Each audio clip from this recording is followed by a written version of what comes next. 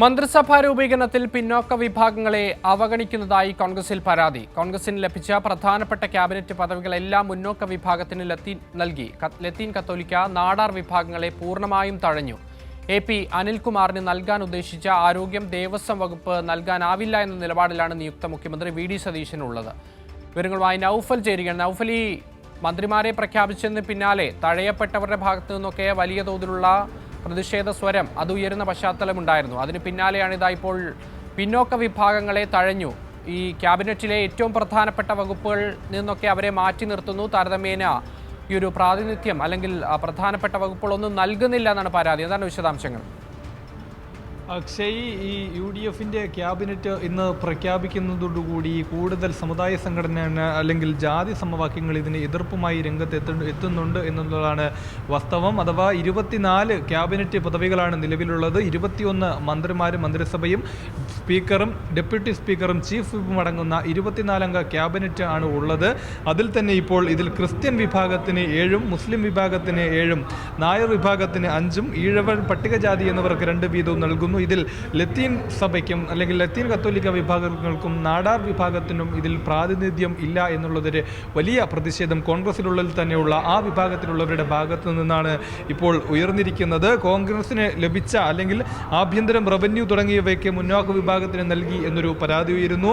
പിന്നോക്ക വിഭാഗങ്ങളിൽപ്പെട്ടവർക്ക്, അതായത് AP Anilkumar, M Liju, Bindu Krishna, KA തുളസി, OA Janeesh എന്നിവർ ഉൾപ്പെടുന്ന പിന്നോക്ക വിഭാഗങ്ങളിൽപ്പെട്ട മന്ത്രിസഭയിലെ അംഗങ്ങൾക്ക് ഏറ്റവും അപ്രധാന്യമായ വകുപ്പുകൾ നൽകുന്നു എന്നും ഒരു പരാതി ഉയരുന്നു. മാത്രമല്ല അതിൽ തന്നെയും AP അനിൽകുമാർ, പിന്നോക്ക വിഭാഗത്തിൽപ്പെട്ട AP അനിൽകുമാറിനാണ് ആരോഗ്യ വകുപ്പ് ഒരു മുൻഗണന അല്ലെങ്കിൽ മുന്നോട്ടുള്ള ഒരു പ്രധാനപ്പെട്ട വകുപ്പ് തീരുമാനിച്ചിരുന്നത്. എന്നാൽ അത് നൽകാൻ VD സതീശൻ തയ്യാറാകുന്നില്ല. അദ്ദേഹത്തിന്റെ സമ്മർദ്ദത്തിന് വഴങ്ങി അതിൽ നിന്ന് ഒഴിവാക്കുന്നൊരവസ്ഥ വന്നു.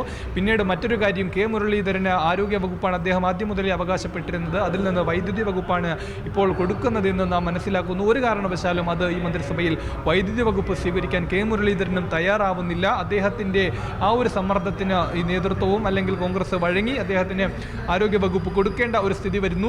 അത്തരത്തിൽ അങ്ങനെ കൊടുക്കുമ്പോഴും അവിടെയും പിന്നോക്ക വിഭാഗത്തിൻ്റെ ഒരു അമർഷം ഇക്കാര്യത്തിൽ ഉണ്ടാകുന്നു. കാര്യം, മുന്നോക്ക വിഭാഗത്തിൽപ്പെട്ട K മുരളീധരൻ അത്തരത്തിൽ ആവശ്യപ്പെട്ട വകുപ്പ് കൊടുക്കാത്തതിൽ അമർഷം രേഖപ്പെടുത്തിയപ്പോൾ വകുപ്പ് മാറ്റിക്കൊടുക്കാൻ നേതൃത്വം തയ്യാറാകുന്നു. അതിലും ഈ പിന്നോക്ക വിഭാഗത്തിന് വലിയ അമർഷമുണ്ടാകുന്നു. അവർ ഉയർത്തുന്ന പ്രധാനപ്പെട്ട കാര്യം, അപ്രധാനപ്പെട്ട വകുപ്പുകൾ അല്ലെങ്കിൽ പ്രാധാന്യം അർഹിക്കാത്ത വകുപ്പുകൾ, പ്രാധാന്യമില്ല എന്ന് പറയുന്നത് പ്രാധാന്യമില്ലാത്ത വകുപ്പുകൾ പിന്നോക്ക വിഭാഗത്തിൽപ്പെട്ട നേരത്തെ മേൽ സൂചിക്കപ്പെട്ട മന്ത്രിമാർക്ക് നൽകുന്നു.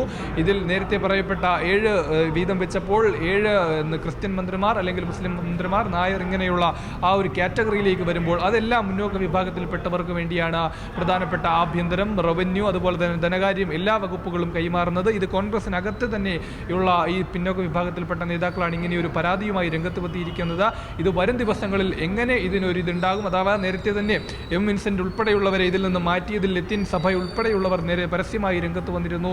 അതുപോലെ തന്നെ ചാണ്ടി ഉമ്മനെ മാറ്റിയതിൽ ഓർത്തഡോക്സ് സഭ പരസ്യമായി രംഗത്ത് വന്നിരുന്നു. അത്തരത്തിലുള്ള പരസ്യമായ IC ബാലകൃഷ്ണൻ നേരത്തെ പരസ്യമായി തന്നെ അദ്ദേഹം പറഞ്ഞിരുന്നു, ഒരു പട്ടികജാതി വർഗ്ഗക്കാരനായതുകൊണ്ടാണോ അല്ലെങ്കിൽ ആ വിഭാഗത്തിൽപ്പെട്ട തനിക്ക് അങ്ങനെ ഒരു പ്രാതിനിധ്യം വേണം എന്ന അവകാശവാദം ഉന്നയിച്ചിരുന്നു IC ബാലകൃഷ്ണൻ. അദ്ദേഹത്തെ ഉൾപ്പെടെ ഇതിൽ നിന്ന് മാറ്റി നിർത്തിയിരുന്നു. അപ്പോൾ ഇത്തരത്തിലുള്ള ചർച്ചകളാണ് നിലവിൽ നിൽക്കുന്നത്. ഇത് നാളെയാണ് സത്യപ്രതിജ്ഞ എന്നുണ്ടെങ്കിലും വരും ദിവസങ്ങളിൽ ഇതെങ്ങനെയൊക്കെ ചർച്ചയ്ക്ക് വഴിമാറും എന്നൊരു പ്രതിസന്ധി കൂടി കേരളത്തിലെ കോൺഗ്രസ് നേരിടുന്നുണ്ട്. അക്ഷയ്.